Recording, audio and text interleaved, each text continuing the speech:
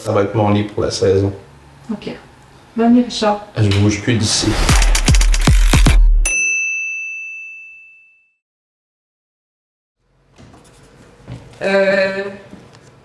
Qu'est-ce qu'il y a encore, là? Mais c'est quoi ça? Es-tu retourné aux études? Richard, je veux pas te faire de la peine, là. Mais ils te prendront pas à l'école de l'humour. Lâche prise. Hey, ça, c'est mes recherches sur notre premier invité. Attends. J'ai 207 pages d'informations, là. Pardon? Oui. Tes recherches. Richard, t'as-tu oublié? On fait plus de recherches, là. On y va en conversation, plus libre, plus spontanée. Je me sens moins stressé quand je suis prêt. Moi, je me sens avoir toutes mes questions d'avance quand je rencontre quelqu'un. Je trouve que ça fait plus professionnel. Plus professionnelle ou moins efficace. Sérieux, je pensais que c'était réglé, là.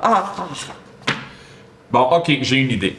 On va aller rencontrer Dominique Fortier du Journal Le Soir. Il est vraiment pas loin. C'est un professionnel. Il fait des entrevues à chaque semaine, puis je vais te prouver mon point. Je vais te suivre pour une seule raison. OK, laquelle? Je l'aime, Dominique. Mais moi aussi.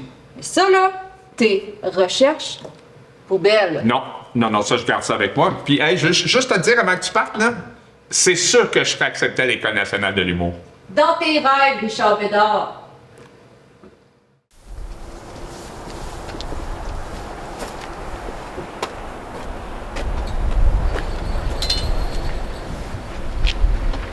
Richard, Maudémy! Hey, est-ce que vous avez une bonne histoire pour moi? Un scoop, peut-être? Je vous écoute. En tout cas, moi, j'ai rien à dire. Hey, tu sais, Dominique, on est venu te voir pour une très, très bonne raison. Dans notre show télé, on fait des entrevues. Bon, mais l'émission, ça s'appelle On décroche. T'as déjà vu ça? Ouais, ça me dit de quoi? Il me semble que j'ai déjà entendu parler une fois ou deux, là. Moi, dans l'émission, j'ai l'habitude de me préparer comme un malade. OK. Fait que, admettons qu'on a un invité, ben moi, je vais lire tout ce que cette personne-là a fait. Je vais lire ses livres, ou je vais écouter son film, ou ben je vais écouter sa musique. Tu sais, je vais vraiment m'imprégner dans l'entrevue. Je prépare mes questions. Et là, tout à coup, mon démi cette année a décidé que c'était fini. On prépare plus nos entrevues, plus de questions. L'invité arrive, on y parle de même.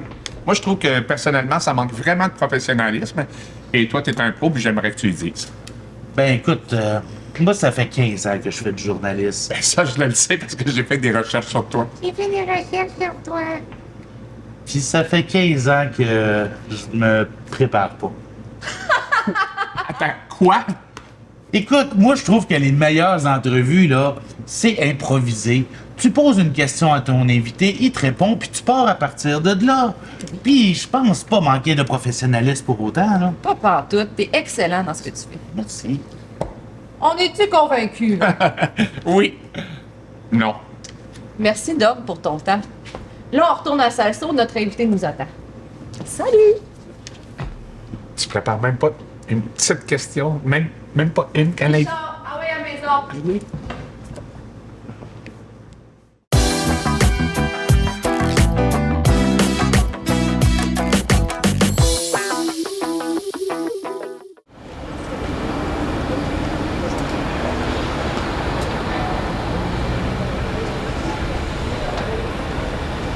Bonjour les amis, comment allez-vous? Ah, ça va très bien, Jacques. Même chose, j'ai l'habitude, mon ami Richard? La même affaire, les grands classiques, combo gagnant, ça va être un grand popcorn puis une grosse liqueur. Non, ça va être un petit popcorn, puis pas de liqueur. Hey! Faut que tu fasses attention à toi. Hey, j'ai plus aucun contrôle sur ma vie, moi, là. T'en as jamais eu.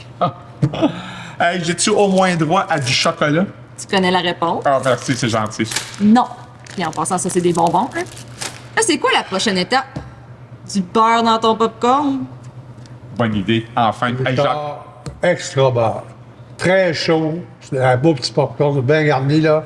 On t'a regardé ça. puis par-dessus l'extra beurre, là, tu peux rajouter un autre extra beurre. Hey, t'es pas gêné. C'est juste un petit popcorn. As-tu vu la grosseur? C'est même pas une entrée de popcorn pour moi. C'est même pas un apéritif de popcorn. On a compris. C'est une bouchée. On a compris. Tiens, mon Richard, un full extra bar. Hey! C'est juste un petit popcorn. Là, j'espère que tu as au moins pris les billets pour le film que je voulais voir, le film de super-héros. Hein? Non. Là, on va voir le film québécois. C'est important de soutenir notre industrie. Non, c'est pas vrai. Ah, j'en peux plus. Richard, arrête de faire ton gros bébé puis viens-t'en. Je suis même pas un gros bébé, OK? Qu'est-ce qu'il y a encore, là? Je te l'avais dit. T'as bien fait de jeter tes recherches, ça sert à rien. Oui. Hey, salut! Hey, excuse-moi, je suis un peu d'avance, là, mais j'ai aucune idée de ce que je m'en viens faire ici, là. Ça tombe bien. Sais-tu quoi? Nous autres non plus. On n'a rien de prêt. Zéro préparé. Aucune question. Ok, cool.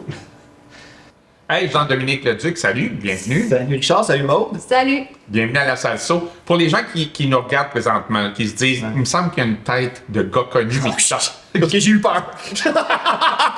Oui, qui sont pas sûrs, mais qui se disent, sa face me dit quelque chose dans quoi je l'ai vu. Peux-tu me dire quelque chose? Ouais. Die Hard 1, 2, 3. Non, ben, il y a très très longtemps, j'ai débuté ma carrière à VRAC TV. Dans l'émission Réalité Réal TV, j'avais des cheveux. On m'a vu aussi pendant 10 ans à l'Auberge du Chien Noir. Et T'avais encore des cheveux? oui, oui. En fait, j'ai perdu mes cheveux, moi, quelques mois après mon dernier tournage de l'Auberge du Chien Noir. Puis Virginie, là-dedans, je pense. C'est au début, début en même temps que VRAC, ouais. OK. Ouais. Fait que là, les gens t'ont situé.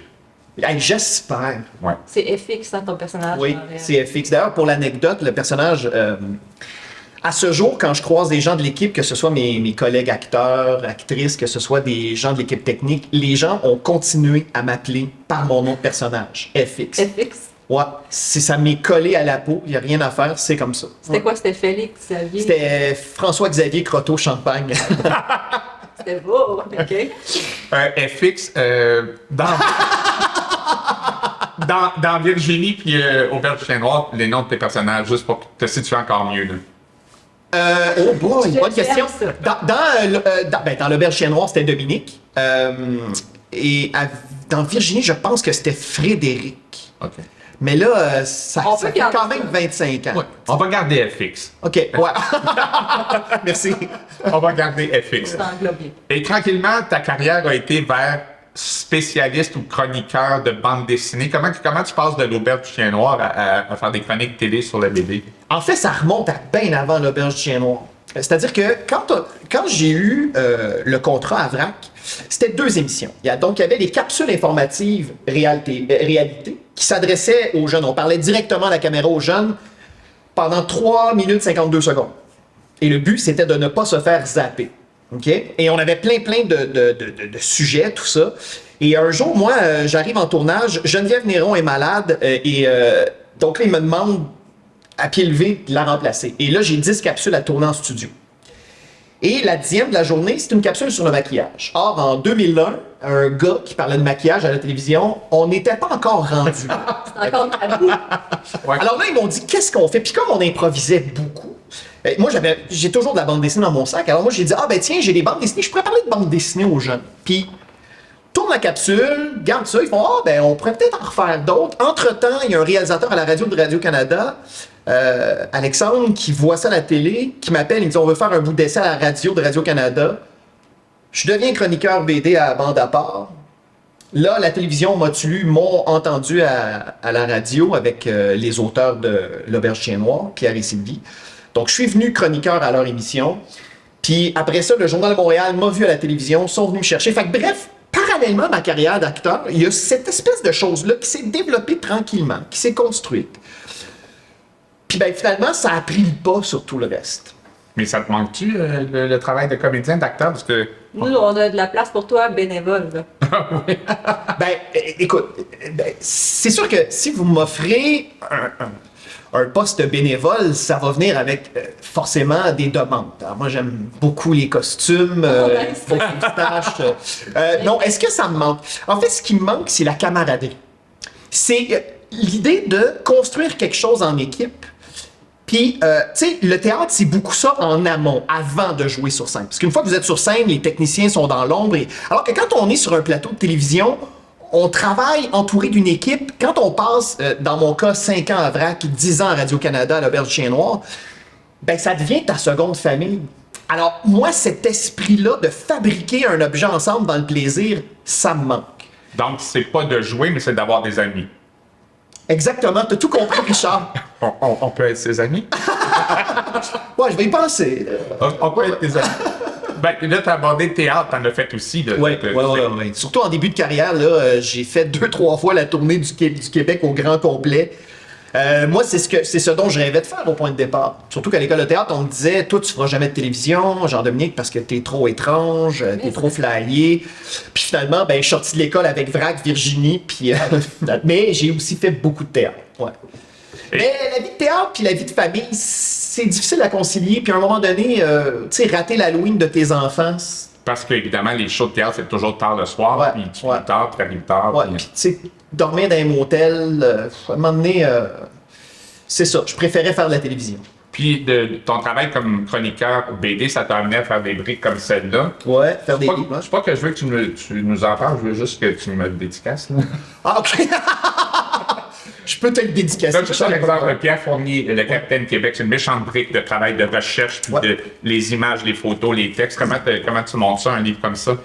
Et là là. Ben en fait, c'est un peu, ce livre-là, c'est un peu un accident de parcours. Au point de départ, ce livre-là, j'étais censé le faire avec Pierre Fournier, créateur du Capitaine Québec, qui a co-créé aussi la série Red Ketchup. Et au point de départ, on était censé construire le livre ensemble et j'étais censé l'interviewer pour le livre et tout ça. Et Pierre, malheureusement, est tombé gravement malade et il est décédé avant même que le projet soit mené à terme. Donc là, moi, je me suis retrouvé seul avec ça. Et j'ai donc dû passer 2 ans et demi à classer 50 ans d'archives. Parce que Pierre, pour ce livre-là, il gardait tout, Pierre. Mais quand je dis tout, tout. Ce qui est une très bonne nouvelle quand on est archiviste puis qu'on fait de la recherche, mais par contre, quand rien n'est classé, ça prend beaucoup de temps. Alors, j'ai passé beaucoup...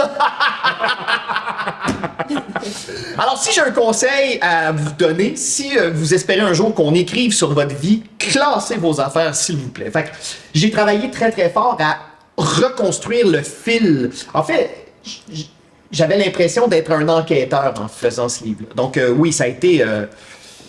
Puis bon, c'était d'honorer à la fois la mémoire de cet homme-là qui a été très, très important pour la bande dessinée au Québec, sans que ça paraisse, derrière tout ce travail-là, que la pulsion première de ce livre-là, c'était de rendre aussi un hommage à mon grand ami. Ouais. Là, ce qui t'amène à Matane. Ouais. Ma question. Pose-y la ta question. question. Vas-y. Qu'est-ce que tu fais à Matane? Ben, qu'est-ce que je fais à Matane? Hey, c'est une excellente question. Merci, je viens de la trouver. Puis c'est drôle parce que c'est la première fois qu'on me la demande depuis que je suis arrivé à Matane. Hey, c'est à toi. Euh, Confie-toi, vas-y. T'avais fait des recherches? Non, juste parce que t'es ici depuis quoi, 5 mois à peu près? 5, oui, à peu près 5 mois, ouais. OK, mais pourquoi t'es ici? Qu'est-ce que tu fais ici? Deux réponses. Ok. Le fleuve, le calme. Disons que les dernières années, du point de vue personnel, ont été particulièrement éprouvantes. L'épouse et moi, nos filles sont grandes, la plus vieille est déjà mariée, elles ont leur vie. Puis là, on s'est dit, comme on venait en vacances dans le coin, chez nos amis à Baie des Sables chaque été, d'ailleurs, ce livre-là a été rédigé à Baie des Sables. Nice. Toute la rédaction.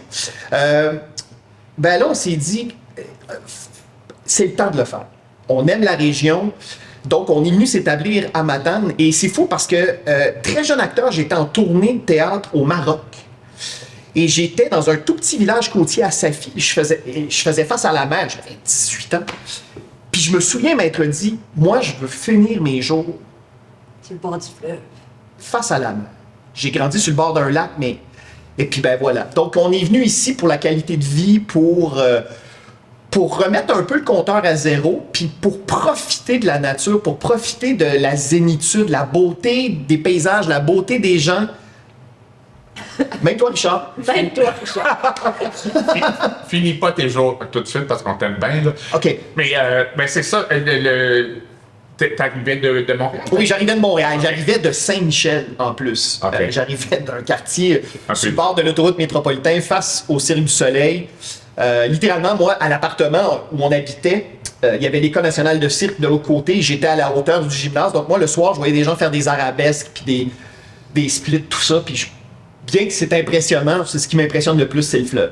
Est-ce que ça a été dur pour ta gang, femmes et filles, puis de quitter Montréal? Ben, mes filles sont toujours à Montréal. Donc là, c'est sûr que ce qui est difficile là-dedans quand on est un expatrié, c'est de s'éloigner de son noyau. Puis moi, pour le travail, comme je présente beaucoup de conférences sur la bande dessinée, ben une fois par mois, je monte à Montréal, donc j'en Ma profite. prochaine question. Prochaine question, mais tu me la reposeras. Attends, on fait semblant de rien. Vas-y, pose-lui Attends un peu, je vais juste me... la question. Je fais semblant d'avoir préparé des questions. Comment tu fais pour continuer ton travail, justement? Là, C'est une à excellente partir de question, Maud. Comment je fais? Ben, comme mon travail se passe essentiellement sur la route et que je présente des conférences et des ateliers à Montréal, ben, une fois par mois dans la région de Montréal, une fois par mois, ben, je monte à Montréal. Mais j'ai commencé à développer ici. J'ai déjà présenté quelques ateliers en lien avec mon roman jeunesse, avec la bande dessinée. Puis le but, c'est de développer tout le coin ici, tout l'Est du Québec, pour peut-être aller un peu moins souvent à Montréal. Ouais. Puis t'es installé ici pour écrire? Parce Ouais, que, oui, pour écrire. Tu viens de dire un roman jeunesse, puis t'en as un autre en chantier, il me semble. Oui, tout à fait. Oui, j'ai plein de projets d'écriture, puis c'est formidable. Là. Je me lève le matin, je sors les chiens, prends un bon bol d'air, pars le café, m'assois, j'écris. Je veux dire, tout ça vient tout seul. Et ce qui est formidable, c'est qu'avant, ma vie, c'était d'être assis dans ma voiture à Montréal, puis de partir du point A, me rendre au maudit point B, sur la belle asphalte quand il n'y a pas de neige. Une heure minimum. Oui, 1 heure minimum. Alors que, d'ailleurs, moi, je raconte à la blague, là où j'habitais avant, dans Saint-Michel, aller à Montréal, aller à Radio-Canada, où je collabore à l'occasion à la radio, c'est 7 km, ça me prenait 1h15. Ouais. Où j'habite présentement, je suis à 7 km de Radio-Canada. Si je pogne une lumière rouge, ça me prend 8 minutes. Exact. Non, c'est Pas pareil, hein? Non, c'est ça. le trafic, c'est complètement débile. Ouais. J'ai vécu ça. Ben oui, toi, tu le sais très bien. Hein? Je sais très bien. Ouais. Donc ça a aidé beaucoup à... Puis ce qui aide beaucoup, c'est... Moi, ma crainte, c'était de me dire, bon, là, je suis un expatrié, je veux pas qu'on passe pour un couple de Montréal qui débarque en région, là, tu sais, puis... Et moi, j'avais beaucoup d'appréhension, mon épouse aussi, concernant l'accueil des gens. Et on a été tellement bien accueillis. On a déjà des amis ici.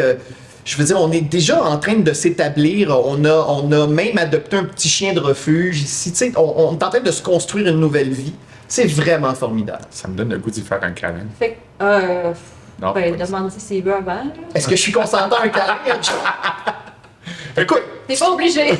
si on m'avait dit un jour, moi, enfant qui a grandi devant la télévision en écoutant RBO, si on m'avait dit un jour que j'aurais la possibilité d'avoir un câlin de Richard Z. Sirois, je pense ressemble à oui, ça. je pense que je dirais. Moi, j'en veux pas, merci. Non? Non, c'est bon. T'es sûr? OK. Fait que t'es bien accueilli, t'es content Wow. de ton choix, de ta choix. Ah oui, je suis très heureux. Très, très heureux. Fait que Ouais. la prochaine étape, c'est de te trouver des costumes. Moi, j'ai tout entendu, là. J'ai compris ça.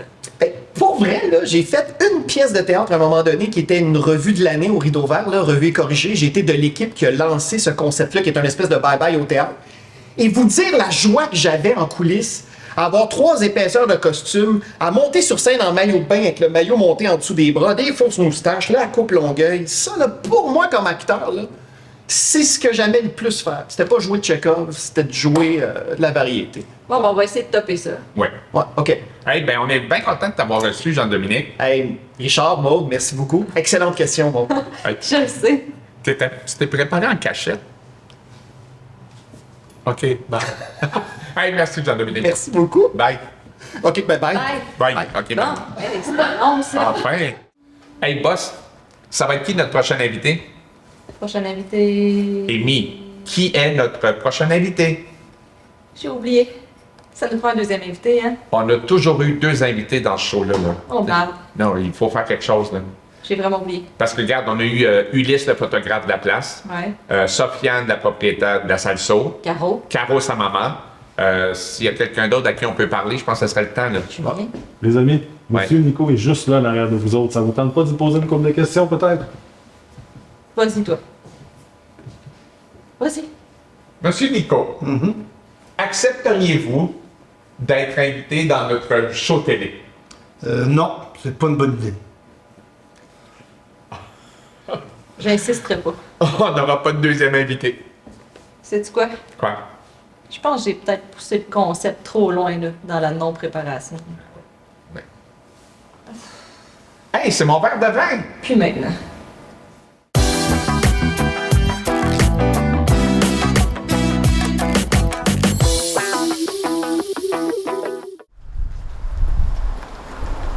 Attention, marche.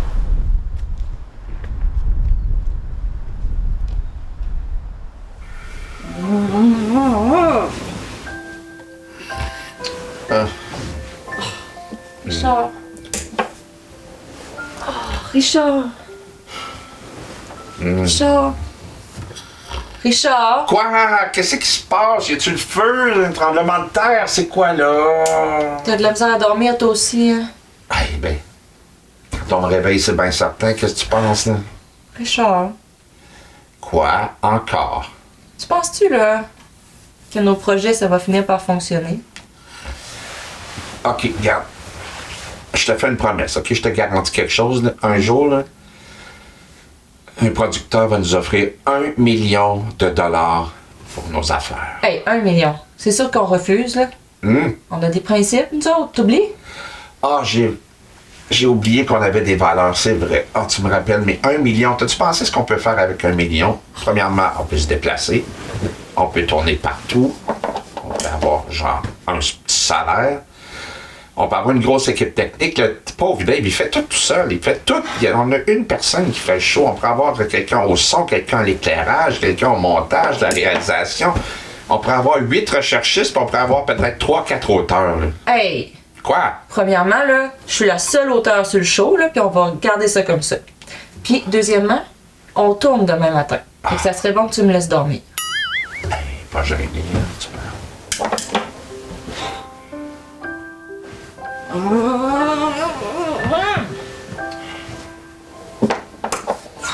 Richard! Richard! Qu'est-ce qui se passe encore une fois? Richard! Tu me raconterais-tu une de tes anecdotes? Ça m'aide tout le temps à m'endormir, là. Ah, hey, ça fait longtemps que je veux te raconter ça.